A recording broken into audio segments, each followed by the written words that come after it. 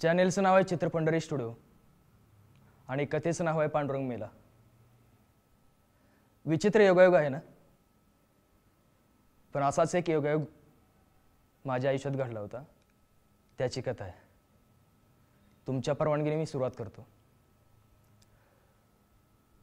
ती निव्वळ एक कल्पना असती तर किती बरं झालं असतं, पण नव्हती.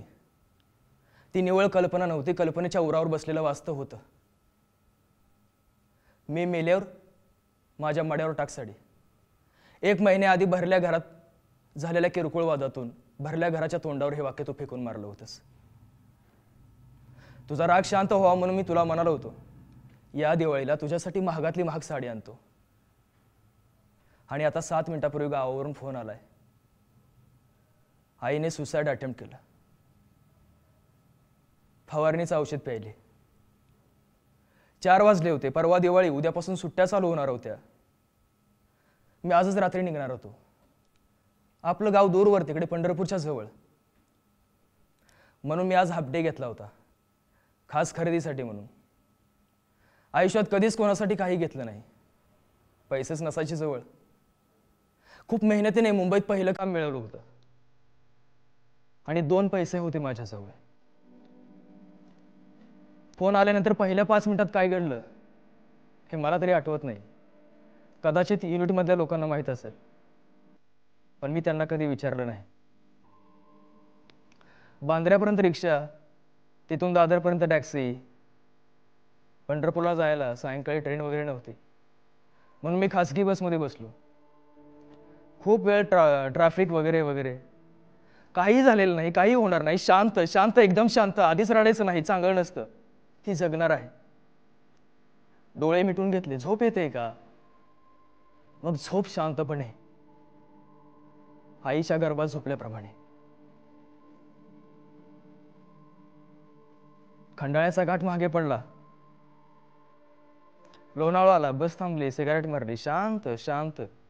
काही आठवायचं नाही. काही घडलेलंच नाही. का आठवायचं? परवा दिवाळी आपण साजरी करू नेहमीप्रमाणे. पैसे असूनही आपल्याला खरेदी करता आली नाही ना. परवा करू. पंढरपूरमध्ये तशी चांगली दुकानं आहेत. स्वारगेटला बस बदलली. पंढरपूरला जाणारी बस पकडली. गारवा खूप वाढला होता. काचा बंद केल्या. शांतपणे डोळे मिटून घेतले. पहिला स्टॉप सासवडचा. याच मार्गाने माऊलींची पालखी जाते. याच गावात संत सोपानांची समाधी. याच गावात भावाभावाची उरावरी भेट होते. आपल्याला ना आता फक्त पालखी मार्गाचा विचार करायचा, दुसरा कशाचाच नाही. ना आपल्या जन्माचा, ना तिच्या जगण्याचा. सूर्य उगवला आणि इकडे तुझा जन्म झाला. वार गुरुवार, दत्ताचा वार. आपल्या जन्माचं तिला किती कौतुक होतं. नाही, आपल्याला नाही आठवायचंय. आपल्याला फक्त पालखी मार्गाचा विचार करायचा. दुसरा स्टॉप जेजुरी. वेळ सायंकाळची. अर्ध्या अधिक भरलेल्या विहिरीच्या काठी आपण तिघे. आई, तुझं वय 25 वर्ष. निमा, तिचं वय 3 वर्ष आणि माझं वय 5 वर्ष. आई, तुला संपवायचं होतं. तुझ्या सहित तुझ्या 2 पिलांना. दोन्ही हातात 2 पाखरं. विहिरीच्या काठावर. काळवंडलेलं पाणी बघून मी घाबरलो. मी घाबरून तुझ्या पायाला मिठी मारली. माझ्या डोळ्यातल्या पाण्याने आणि तिच्या पायाला मारलेल्या मिठीने तिने तिच्या सहित आम्हाला जीवदान दिलं होतं. आई, मृत्यूला दिलेला पहिला चकवा होता तो. फलटण, नातेपुते, वेळापूर. रिंगण रिंगण, मग वाघरी. शेवटचं रिंगण, मग विठ्ठला तुझी पंढरी.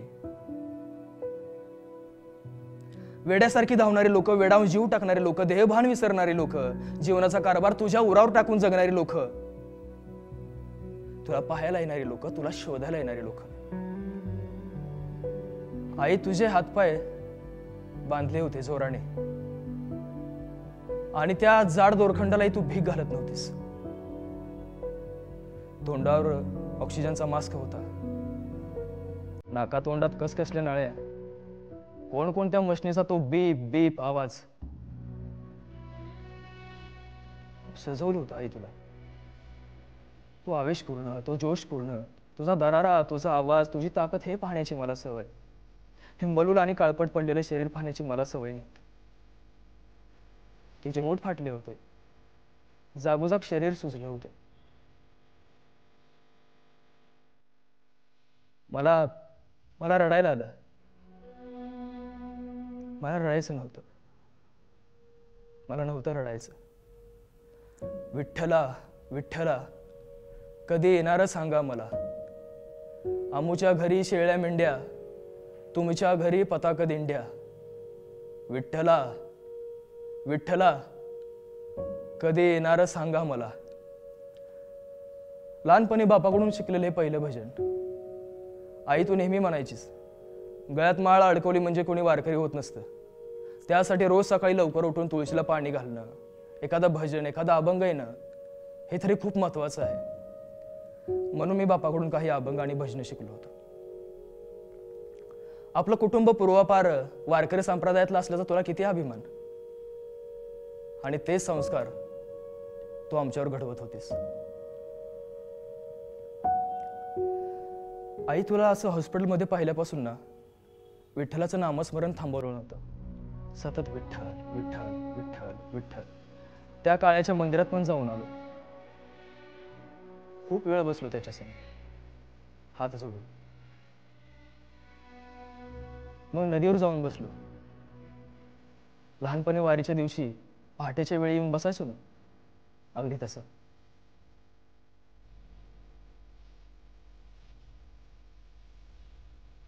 दिवसभर हॉस्पिटलच्या बाहेर उभा होतो. कोण कोण नातेवाईक येत राहिले, त्यांना भेटलो बाहेरच्या बाहेर, पण पुन्हा आतमध्ये जाण्याची हिंमत नाही झाली. तुला भेटायला नाही आलो. तुला भेटायला नाही आलो आई. पुन्हा नामस्मरण मात्र सतत चालू होतं. विठ्ठल विठ्ठल विठ्ठल. पांडुरंग हरे पांडुरंग हरे.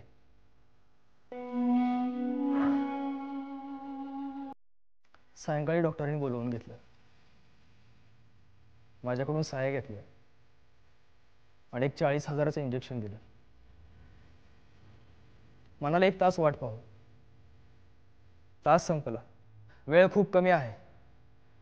सोलापूरला हलवा, तिकडे काही चान्सेस आहेत. डॉक्टरांच्या म्हणण्याला ना त्यांचा त्यांच्यापुरता अर्थ होता. आई तू जगाचा निरोप घेतला होता. भेटायला आलेल्या पाहुण्यापैकी कोणीतरी म्हणत होता, आई मरत नसते. लेकरांची काळजी संपली की मगच डोळे मिटते. पंढरपूरमधले कोणकोणते चौक पार करत ॲम्ब्युलन्स सायरनचा आवाज करत भीमेच्या दगडी पुलावर आली. हो भीमाच ती आज, चंद्रभागा नव्हे. पूल संपत आला तसा बिवरेच्या तीरावर लाखो वारकरी आणि संत मंडळी जमलेली दिसू लागली. आणि त्या लाखोंचा आकांत कानावर आला. पांडुरंग मेला.